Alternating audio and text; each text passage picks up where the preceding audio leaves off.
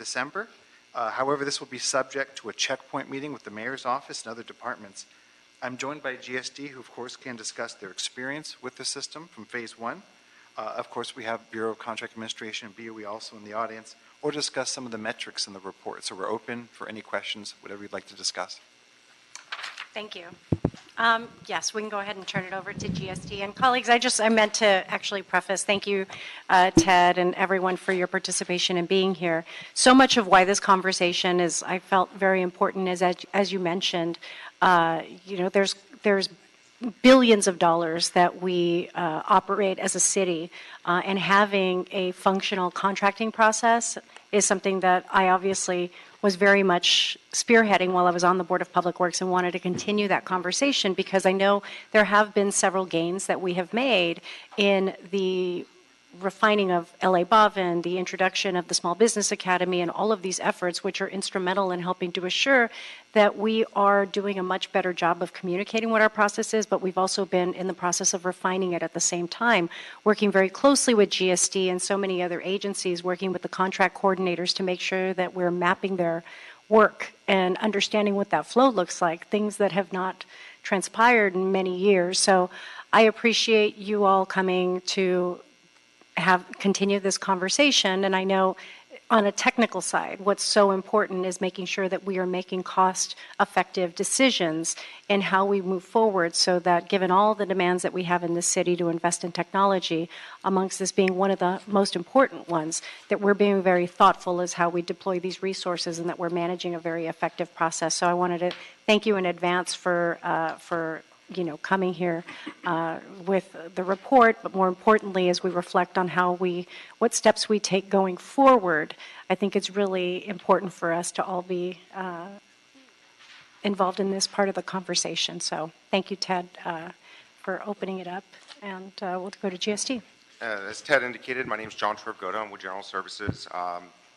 We're very excited to partner with ITA and with the Controller's Office with launching FMS 2.0. The procurement module was something that very important to us, and we had a great celebration on July 1st of 2017 when we flipped the switch and everything kicked off like we expected, and the lights didn't dim, so it's all working. Who says that isn't sexy? Right? I think it's the sexiest issue, to be honest. Yeah. What I'd like to do is just give you some key indices that we've seen over the last 12 months, just to let you know that the system is working as designed. As Ted indicated, we typically purchase in excess of $500 million a year. Last fiscal year alone, we spent $578 million in orders through the FMS system. That's the second highest total that I'm aware of since 2001. There were over 110,000 purchase orders created throughout the entire city. And I want to preface that by saying it's not just a small group of people that are using this. All of the council-controlled departments are going in and entering orders. It's a very large system. We have somewhere in the neighborhood of 3,000 end users that are in there creating orders throughout the fiscal year.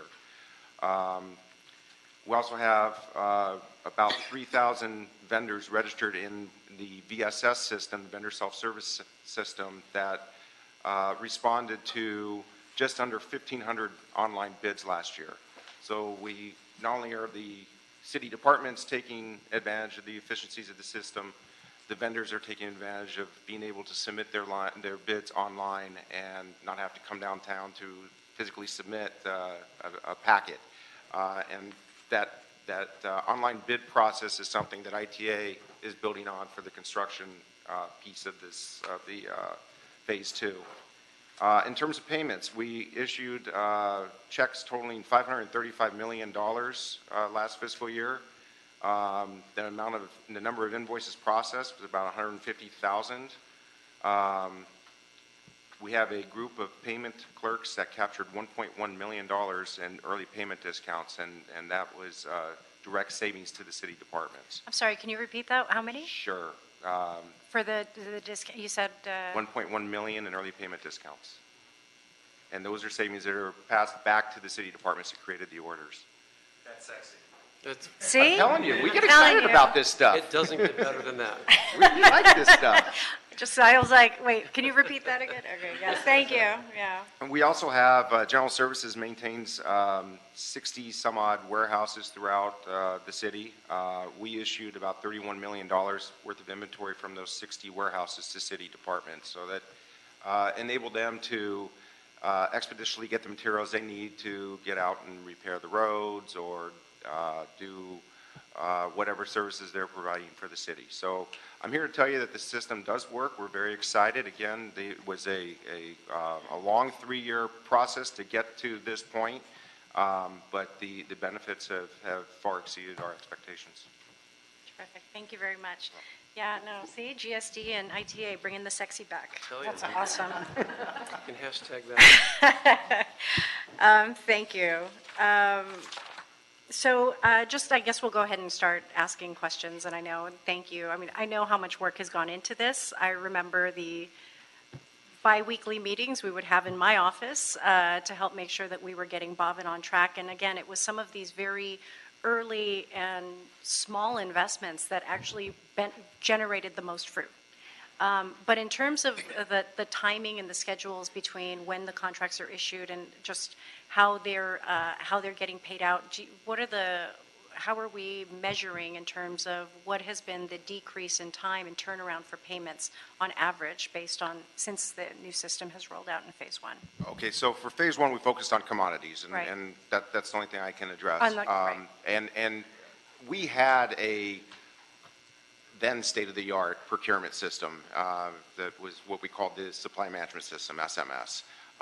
There really weren't efficiencies gained in terms of our process. We re-engineered the procurement process back in 2001, and we were operating pretty efficiently. We had optimal staffing levels. We had a consultant come in and help us re-engineer our process. If you're asking me what kind of efficiencies gained we achieved from going live in July of 2017 with FMS, the efficiencies are more on the real-time budget interface with FMS. In the SMS days, we had an overnight interface system, so we didn't have real-time financial information. Now that we're in one system, the city has real-time financial information, so they can make better decisions on their purchasing powers. They can decide whether or not it's appropriate to use their money now versus holding. We're able to reconcile easily with this system. In the old system, it was a nightmare because we had a flat file exchange and we had to spend a great deal of time reconciling to make sure that the city's financial integrity was intact. That's where we gained. The vendors are gaining from the online bidding perspective, but in terms of the overall process flow, you're not seeing a big savings in time with commodities. Our process is pretty streamlined. So I'll certainly ask for David to then address on the construction services side, because I think that is a more dramatic area, and so you see a variety of improvements there. Okay. Yeah, actually, as we started to study this and work with Board of Public Works, BOE, BCA, we found that actually it is a well-defined process, but there was an opportunity. I mean, if you just take any process, just digitizing it off the bat creates a lot of potential for time savings and efficiency gains. You look at what it takes just passing paper between people and hiring sometimes high-priced couriers to do this, and everything has to happen linearly. You can't have concurrent process workflows, which there are a lot that we found. So we just started, as we went through the process, and I have my process map, which everyone's seen, 18-foot long, we started finding these opportunities. Oh, we can save 2 weeks here, we can save a month here. And it starts to add up. So we are anticipating significant cycle time reductions of up to about 30% and efficiency gains around 35%. And this is just through the digitization And of the process and automation, automation of the process. So it hasn't even been just in terms of a shift in workflow. This is just straight technology application to actually keep the process moving. Correct. We did find, and we worked very closely with the departments, and we did find opportunities for low-hanging fruit where there was a lot of improvement that we could do. But the idea was to take the as-is process and digitize it and automate it. And wherever there was the opportunity for concurrent workflows. So even as the contracts are being signed, they don't always, we had to go linearly, and so it'd have to sit and sit, when actually we have electronic signatures that can all go on at the same time, and reviews that can all go on at the same time. So the savings have been significant. This is Ted. Honestly, we've been discussing procurement reform, certainly within ITA, since 2012 when I started in the department. And we always found ourselves in starts and stops in the conversation, where we could bring together city attorneys, CAO, departments, and others. And what we often found is everyone accused everyone else for being the problem. Mm-hmm. And so, because lacking real clear metrics, lacking real clear visibility, that was an issue. So one of the efforts we took with this project was by automating the process, it allowed us to be able to gain tremendous visibility. When you have electronic workflow, it very clearly shows which department is sitting on it. It very clearly shows terms and conditions that are consistently debated or argued. So we get a tremendous amount of transparency and visibility into it. There's already lists of policy items that we have for proposal, but we often found our discussions with council offices and with the mayor's office, until we could very clearly start to demonstrate where some of the problems were, it felt a lot like conjecture. So the digitization of the process was a necessary first step. I'm an old-fashioned person. I like to re-engineer a process before I go ahead and start to automate that process. But we actually found the city of Los Angeles that in this situation, it was much better to try to digitize and then work on the streamlining of that process, so long as we built out a system that could adopt and accommodate any of those process changes going forward, and that we very much did. This is also not a vendor-driven project. This is not one in which we rely on vendor X to do the work. The vast majority of the work, a large amount of it, is done by city staff, supported by city staff. By leveraging existing platforms, our Documentum investments, our Adobe investments, our CGI investments, it allows us to make adjustments and alter it appropriately as policy changes come down the line, as streamlining. We're working very closely with the Chief Procurement Officer, the Mayor's Office. We welcome proposals that will help streamline and reduce and change some of the process. But for now, we're getting actually some very huge, very big impacts simply through a digitization of the process. So I don't want to monopolize your time. I know my colleagues have questions. I see Bob getting squirmy over here. So no, did you have any questions? Or? I do, Okay, but go for it. didn't mean to be squirmy. No, I'm teasing. No, I mean, it's great. I mean, ever since I started on the council, we've been talking about procurement reform when I chaired this committee and before, and so this is great to see where we're going now. I did have a question. You mentioned the Chief Procurement Officer. In Ad Hoc's Jobs Committee, we had a report presentation, and it almost sounded like there are two separate tracks moving toward procurement. We had a whole discussion, and we barely talked about, I tried to raise it, but we barely talked about what's been going on here. So how are we reconciling that, getting the departments to work together and getting what the new ITA, a new procurement officer is doing to work with all of this? So we've certainly been keeping Michael O., the Chief Procurement Officer, very aware of the process. He actually has attendees who will participate in our working groups, our working sessions, et cetera, so he's certainly very familiar. I think since he came on board, which was relatively recent, he's been drafting his proposals and how he wants to adjust and where he wants to go with it. Certainly the Mayor's Office requests us that before we start in the Phase 3 side of it, so we go live with construction services this next month, really just in a few weeks. Before we initiate the Phase 3, we're to take a checkpoint with the Mayor's Office, with the Chief Procurement Officer, to take a look at the results, to talk with GSD more in depth, to talk with Public Works more in depth, and just take an assessment. On ITA's side, we're not married to any particular approach or any particular investment. We just want the city to be in a better place. So we're certainly open for those discussions. Beyond that, I would have to ask the Chief Procurement Officer if he has any other broader approach or any broader strategy around that. We just know that we're very much been working on this project. Oh, good, because it's a concern that we're double-tracked here, and yet we all have the same goal, which is to make our procurement better. And of course, we don't want to see procurement reform end before the service contracts are brought online. How long is it going to take to finish that out?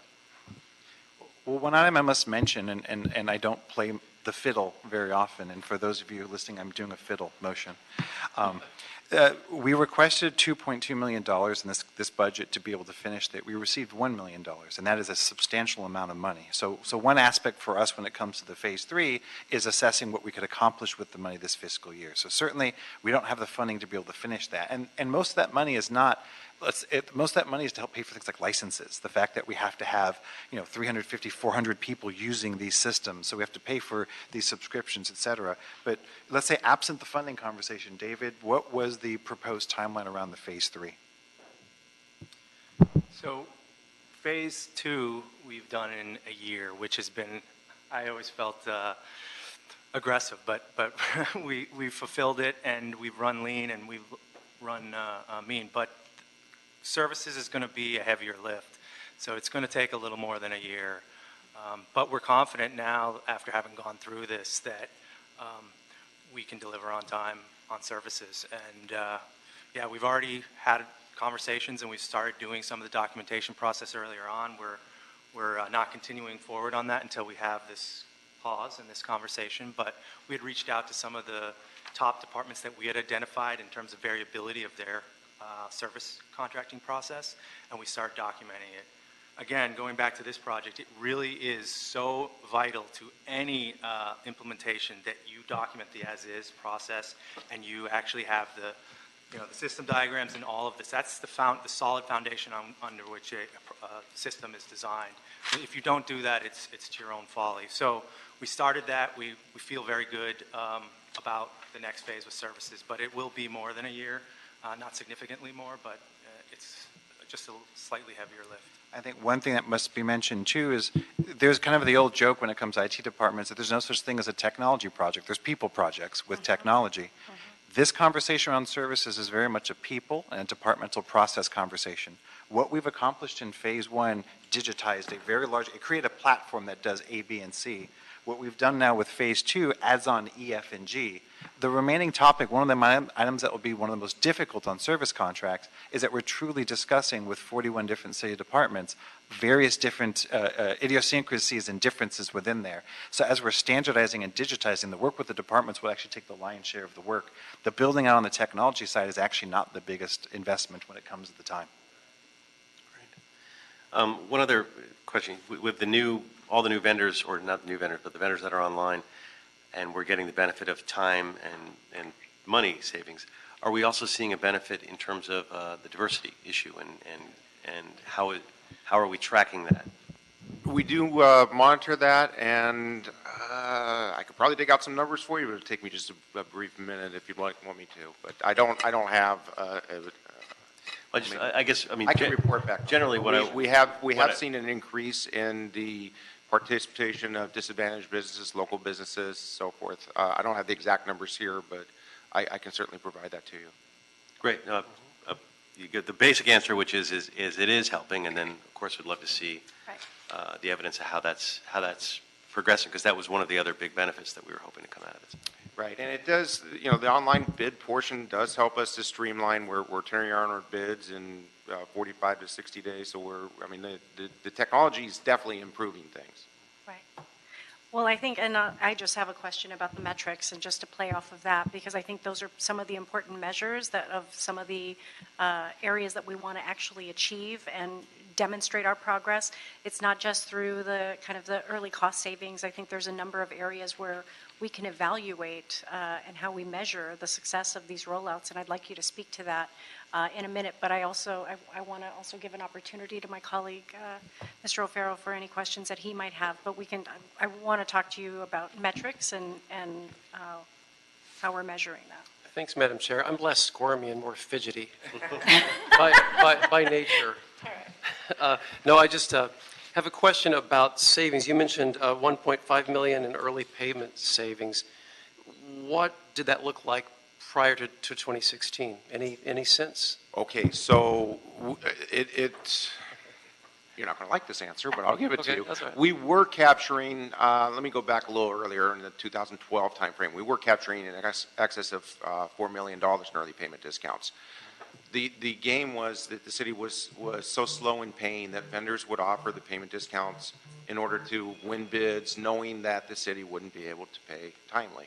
Well, we've improved our payment process, and all of a sudden, bidders are no longer offering that perk to us because we do pay efficiently. We pride ourselves in capturing in excess of 90% of our payment discounts. So, And the gains in efficiency aren't always quantifiable, so Yes. that's always a challenge as well. But we know that you save time, you save money.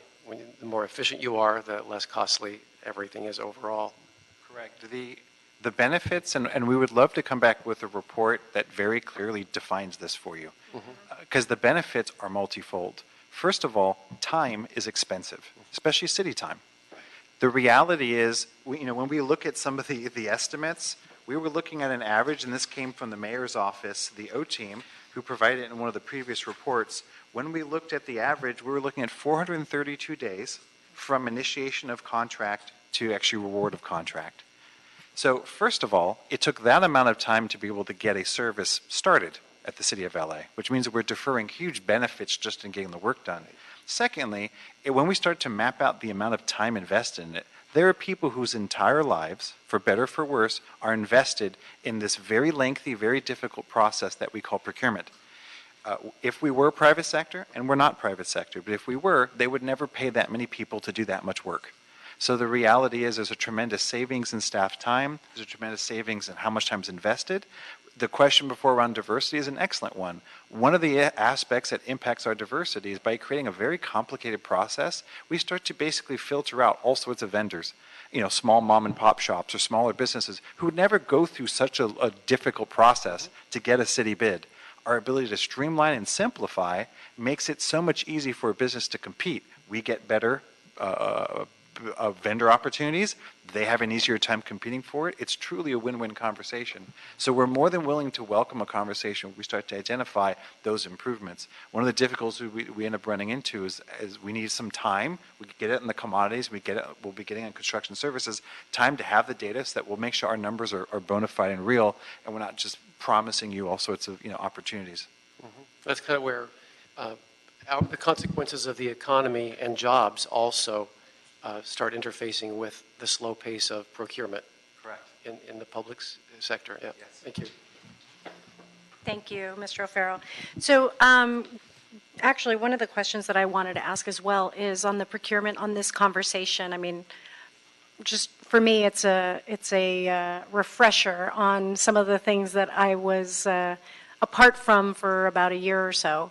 So just in terms of the working group and what's that, what's that comprised of, and how often does that meet, and having the conversation on this phase 2 portion and what we're talking about for potentially phase 3. What is that all looking like? Certainly. So phase 1 is implemented, and General Services is doing and telling us if anything is not working and how it's not working to make sure things are working quite right. On the phase 2 side, we're getting ready to implement, and David, feel free to discuss who you've been working with.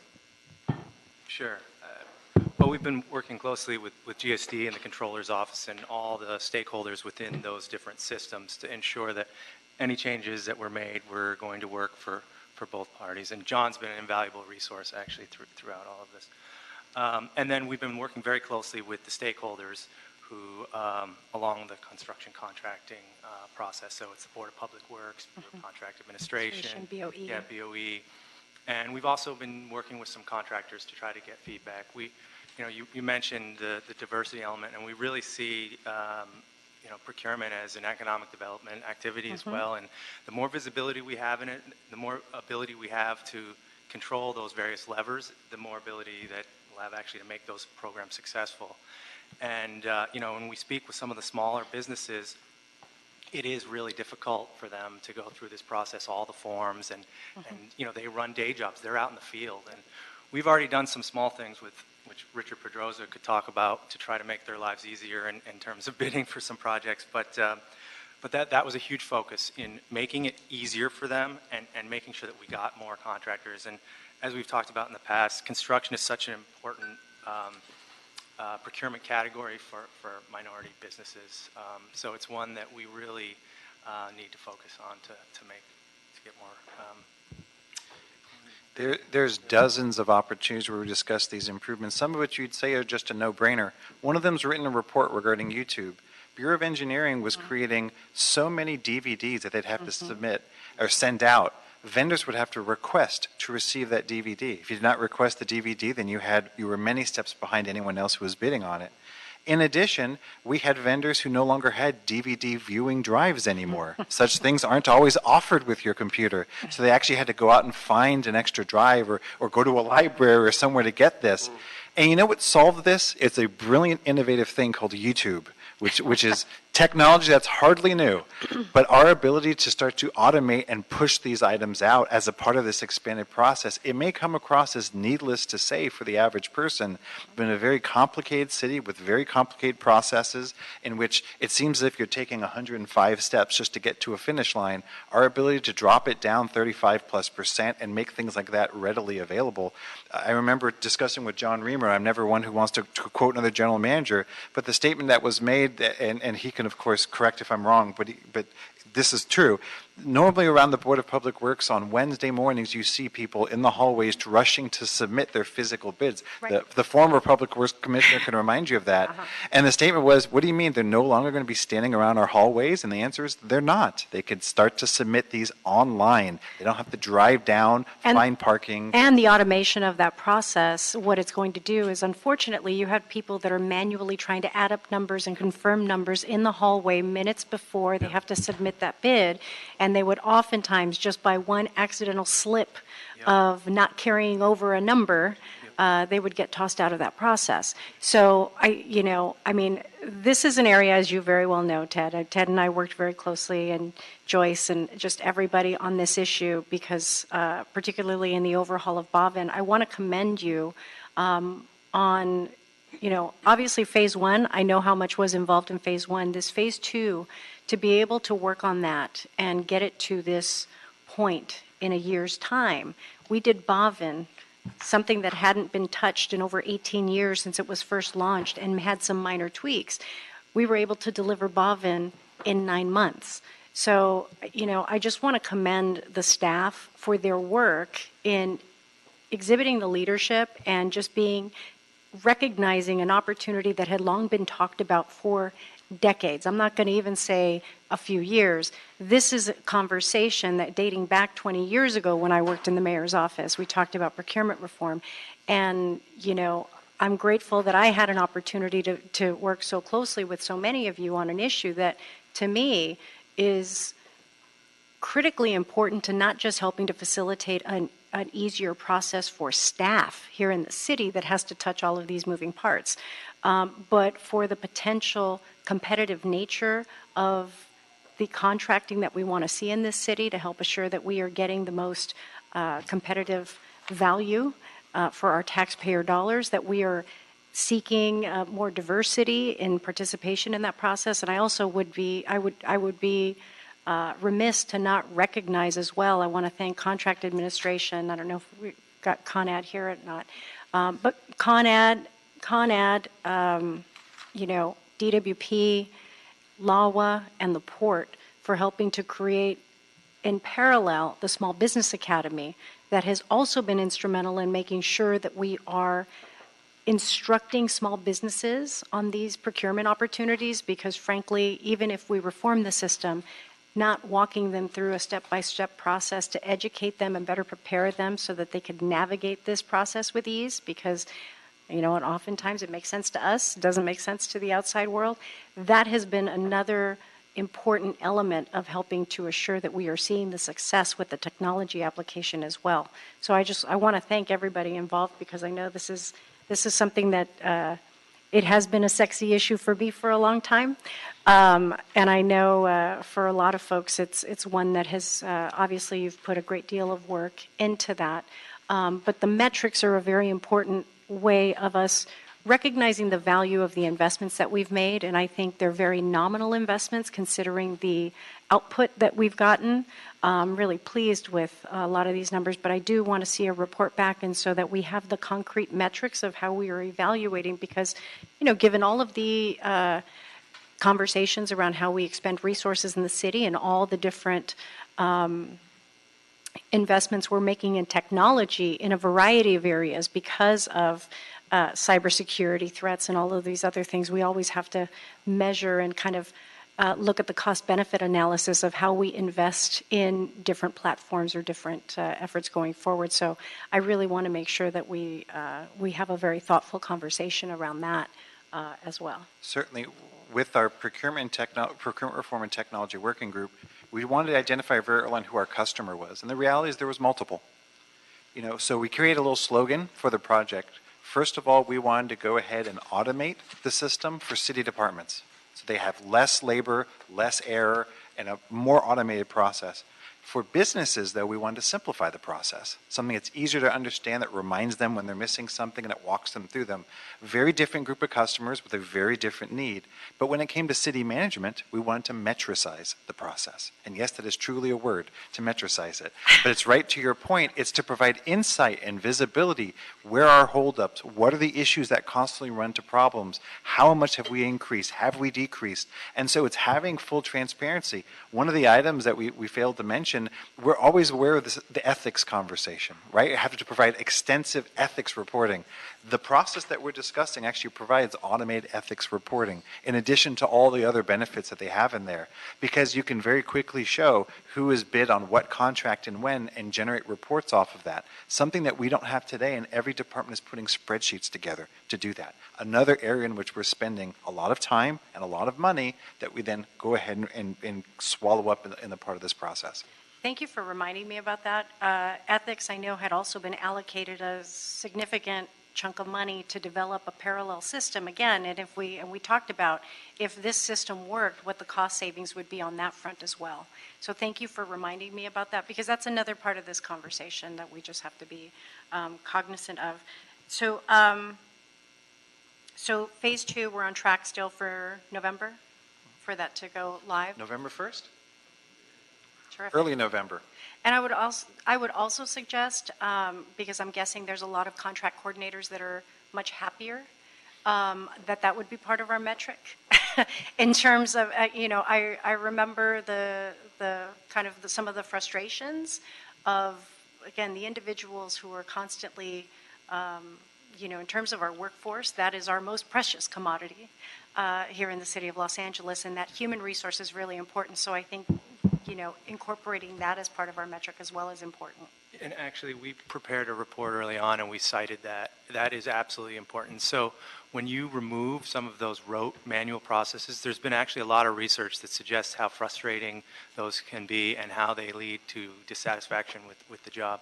And so what you want to do is remove those and allow the staff to actually focus on the value-added aspects of their job. And there are important aspects, and the problem is they're not spending, the ratio is really the amount of time they're spending on those rote tasks compared to those value-added aspects. We need to reverse that, and that's been a huge focus of ours, and we're happy to report back with some more on that in the next. That would be great. Colleagues, I didn't want to monopolize everything. If you guys, did you have any more questions? Great. Okay. So as for the conversation as it relates to phase 3, I know that has been planned to begin in December 2018. There was supposed to be a checkpoint before proceeding. What does that look like? What does that entail? And We go live in November 1st for phase 2, and we're reaching out to the mayor's office, and we want to have that checkpoint conversation. So we would expect in the December, maybe January timeframe that we will be having a discussion with the chief procurement officer and other departments. I think, they always want to make sure that we're getting value in each step along the way, and I think from their perspective, they want to assess and ensure that this is the right direction for the city.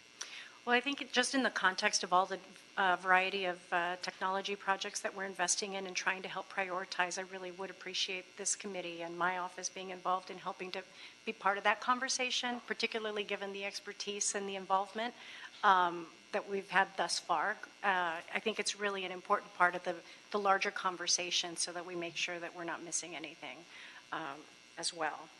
And Certainly. yeah, I would appreciate that.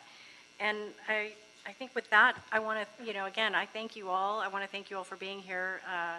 And I know GSD, I know what the struggles have been. I'm delighted at the progress that we've made, and but really excited about this next phase as well. And thank you for your work on this. I'd like to continue the item and request that ITA report back after the completion of phase 2 regarding the results of the implementation, the training efforts, the benefits and the metrics to measure the improvements to the construction contract, and also ask ITA to report back to this committee regarding the planned integration of Phase 3 with Phases 1 and 2 and the other potential options for procurement reform on personal services contracts. So we have that going forward. Excellent. So we go ahead and continue this item, and thank you very much. Thank you. Thank you, appreciate it. Yes. I know where. No, I got you. We're done.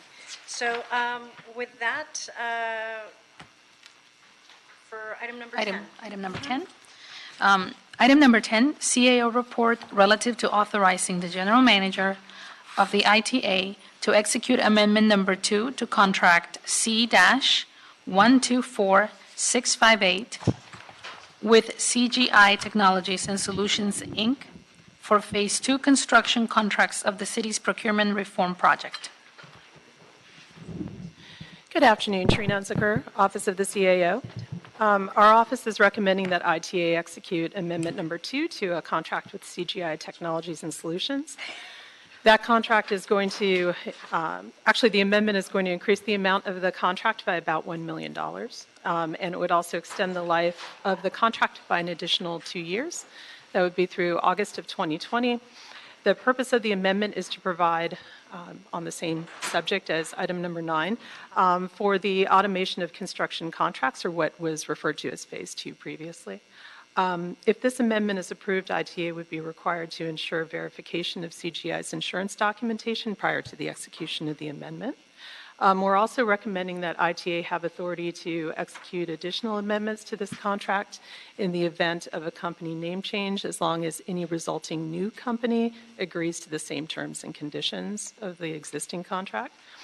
Our report on the item goes into some detail regarding the work that CGI has done on Phase 2, but a lot of that has been discussed, so that is available in the report. And the department and I are here to answer questions about the project or the contract, if there are any.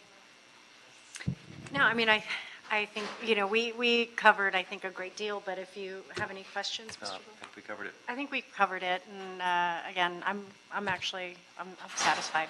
I think we got a lot out of item 9 on this. So with that, I'd like to go ahead and recommend that we approve the CAO's recommendation to execute the amendment number 2 to the contract, permit ITA to execute an amendment to the contract without subsequent council approval in the event of a company change.